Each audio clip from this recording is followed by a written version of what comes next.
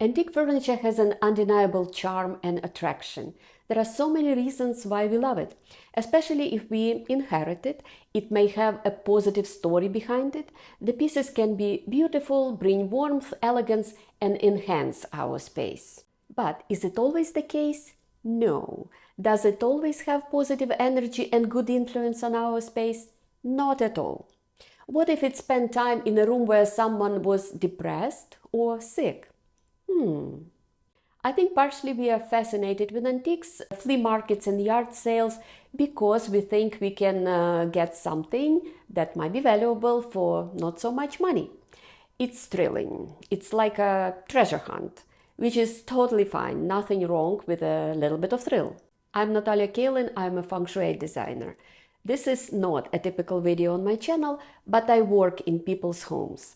I see antiques and I have some experience with it, which I'm finally ready to share with you here. I was hesitant because some of it might sound a little strange or unsettling for some people, but I feel you must know. Are antiques good or bad? It depends on a particular piece and where it comes from. I will share a few client stories and also how to determine whether a particular piece is good or bad or neutral.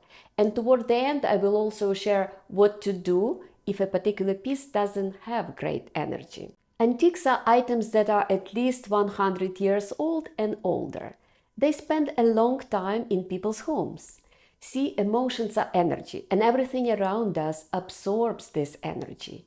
Carpets, walls, furniture, decorations absorb the energy of people's emotions. And with time, there is an accumulation of emotions and other people's energy. Sometimes the energy is quite tangible. You don't need to be an expert or have some special training. You can sense it too. Some pieces would emanate happy, joyful energy. Some will feel neutral and others will feel pretty toxic and depressing. Let's start with good. Some people have cherished pieces passed down through their family for generations, which creates a sense of continuity and belonging. People may love the story behind it. Maybe a grandmother was a strong woman, survived through adversities, and raised 4 wonderful kids. Maybe a grandfather was a successful businessman, and we feel part of the family lore. So it's good if the story is good. You are inheriting this positive message of hope that things are possible. Having those special pieces from our ancestors make us feel like we are part of something bigger, and our ancestors support us in some way. It's great. We need this extra support and a sense of belonging. I want you to be aware of those pieces and take good care of them. Restore or repair them, clean them regularly, keep the good energy alive and going. But what if the story isn't so good? Imagine a grandmother who spent her last 30 years alone, bitter, and unhappy with men. Now you are trying to attract a partner, but it's just not happening. That's exactly what happened to one of my clients. She had her grandmother's old sewing machine sitting in the living room in the southwest part of her home, an area that represents relationships in Feng Shui. Despite being attractive and successful, my client struggled with relationships. When I asked how she felt about the sewing machine, she paused and then admitted it made her feel sad. She remembered her grandmother as lonely and possibly depressed woman, and that negative energy was present in a relationship area of her home. In addition, the machine was broken, which, by the way, represents brokenness in relationships. And though she intended to fix it for years, she never did. After our session, she either gave it away or fixed it and moved it to a different spot. I can't recall exactly, but what I do know is that she is now in a wonderful relationship. People often buy something in a flea market or an antique store and have no idea where these items are coming from and what was the story of people that used them. Sometimes, if a piece was in a bedroom of someone who was sick for a while or died, the piece has absorbed the energy and emotion that that person had. And this can have a significant negative impact on the energy in your home, your health, your relationship, etc. Once I worked with a couple whose hobby was to hunt yard sales and every antique store in the area for special pieces. They lived in a 200-year-old antique kind of house and thought it was interesting to submerge themselves in a past. It was a great learning experience for me. When I saw the house for the first time, it felt more like a museum than a real home. The space was dark and the rooms were small.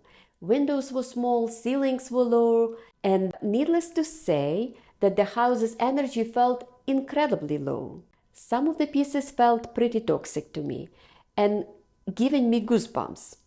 I started to tune into each piece and it felt like some of them emanated anger, some sadness, some sickness and grief. A few were neutral and a few were happy and pleasant.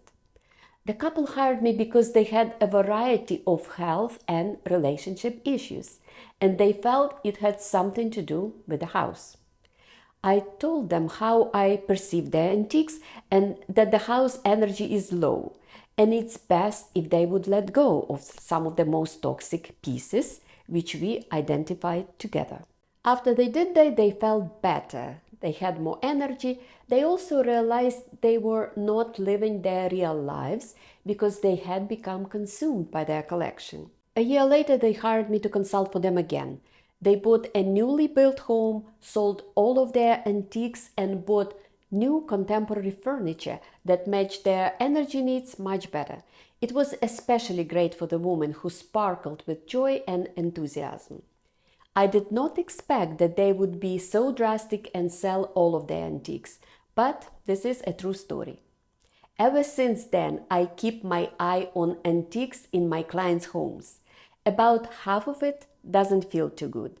For those who are already experiencing low energy levels or health issues or relationship issues, filling home with too many random antiques could exacerbate feelings of lethargy, sadness, or depression. There is another thing that I see often with antiques. People inherit or buy a few pieces that are not in a great shape and need some repair or refurbishing. People put these pieces in their home thinking that they will repair or refurbish them soon, but they never get to it. And every time they look at those pieces, they feel a bit heavy and a bit guilty. Not good. If you want to keep it, it's best if you repair it. Now, if you have a few antique pieces, you can simply tune in and see for yourself how a certain piece makes you feel. It's pretty simple, actually. Just look at it and be honest with yourself. Go with feelings, not with thoughts. Does the piece attract you or repel you? Do you feel uplifted or neutral, or your energy contracts? Does this piece of furniture in any way feel like you? Do you feel supported by it? If it feels good, keep it, cherish it, let the positivity support you. If there is too much negativity and you know that you will never repair it, I would let it go. If you can let it go for a variety of reasons, you may try space clear it. Yes, if you are lucky, you can space clear the negative energy from it. It doesn't work all the time, but sometimes it can work. First, I would set an intention to move the negativity out of it. I would clean it with a bit of vinegar or sea salt or whichever solution the surface allows, but it has to be physically clean.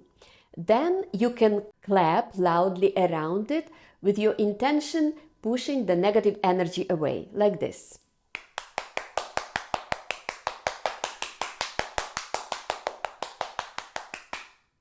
Then you can burn sage around it, and you can use space clearing bells if you have them.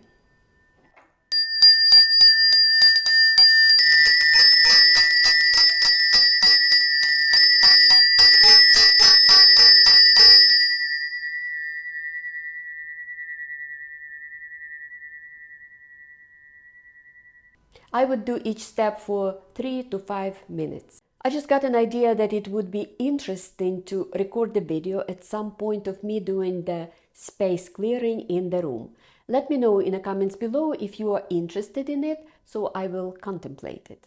Antique furniture can be a beautiful addition to your home, but it's important to be mindful of its energy. Filling your space with too many antiques can overwhelm the energy and make it low. Balancing antiques with newer, more vibrant pieces can help create a home that feels alive, personal, and supports your well-being. I hope you enjoyed this video. If you did, please like and subscribe. This is a juicy topic, and I would love to hear your stories and experiences with antiques. Please share them in the comment section below. Thank you and see you soon.